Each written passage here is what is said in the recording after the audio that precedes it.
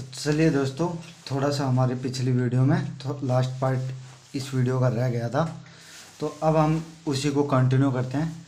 तो यहाँ पर हमने देख लिया था कि जो हमारा x1 minus x two into x one plus x two, उसकी वैल्यू क्या हो जाएगी, जीरो।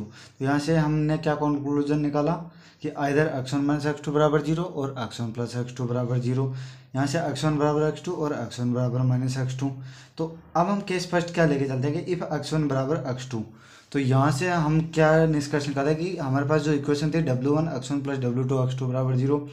तो यहाँ पर x1 बराबर x2 रखूँगा तो क्या आ जाएगा W1 plus W2 into x1 बराबर जीरो। और हमें इक्वेशन फर्स्ट से क्या पता है कि W1 प्लस W2 बराबर जीरो, वो मैं यहाँ पर पुट करूँगा। तो यहाँ से क्या कंक्लूजन आएगा कि 2x1 बराबर जीरो। यहाँ से क्या इम्प्लाई करेगा, x1 बराबर जीरो।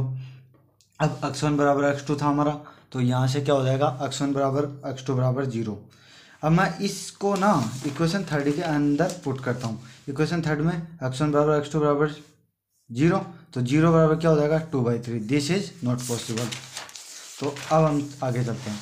अब मैं क्या चूज करूँगा, x1 बराबर माइनस एक्स टू। तो इस वाले केस में क्या हो जाएगा मेरे पास, W1 minus W2 into x1 बराबर जीरो। अब x1 की वैल्यू नॉन जीरो होगी, तब क्या हो जाएगा, W1 माइनस W2 बराबर जीरो और W1 प्लस W2 बराबर 2 दे रखा है मेरे को।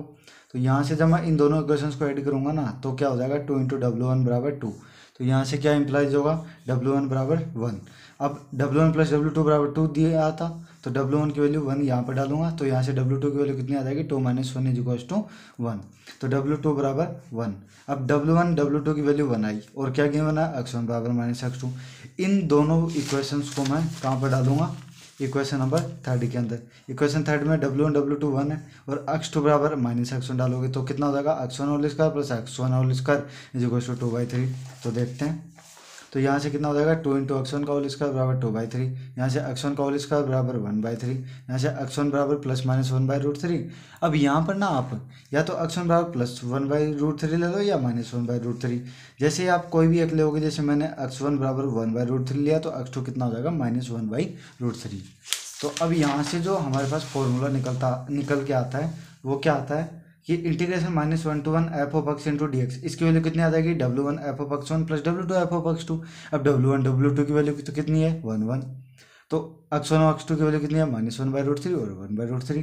तो यहाँ से हमारे पास जो फॉर्मूला आता है, गोस टू पॉइंट फॉर्मूला, वो क्या आता है, f of -1/√3 plus f of 1/√3। तो इस इंटीग्रेशन की वैल्यू अगर आप -1 to 1 f of x into D x की वैल्यू कितनी होगी, f of -1/√3 plus f of 1/√3। तो अगर आपको f ऑफ x पता है, तो आप उसके अंदर x की जगह पे -1/√3 और 1/√3 रख के आप उस इंटीग्रेशन की वैल्यू निकाल सकते हैं। अब हम क्या देखते हैं कि सिमिलरली अगर हम 3 पॉइंट फॉर्मूला निकालेंगे ना, तो उसके लिए हमारे पास क्या आ जाएगा, integration -1 to 1 f of x into D x. यहाँ पर कितनी आ जाएंगी, W1 f of x1 plus W2 f of x2 plus W3 f of x3। तो यहाँ पर W1 W2 W3 की वैल्यू कितनी आएगी, 5/9 8/9 5/9। और x1 x2 x3 की वैल्यू -√3/5 0 और √3/5। तो यहाँ से जो हमारे पास फॉर्मूला बनेगा वो क्या बनेगा, 5/9 f of -√3/5 plus 8/9 f of 0 plus 5/9 f of √3/5। तो अब हम नेक्स्ट वीडियो में इसके ऊपर न्यूमेरिकल के ऊपर बात करेंगे। तो मिलते हैं हम अगली वीडियो में। धन्यवाद।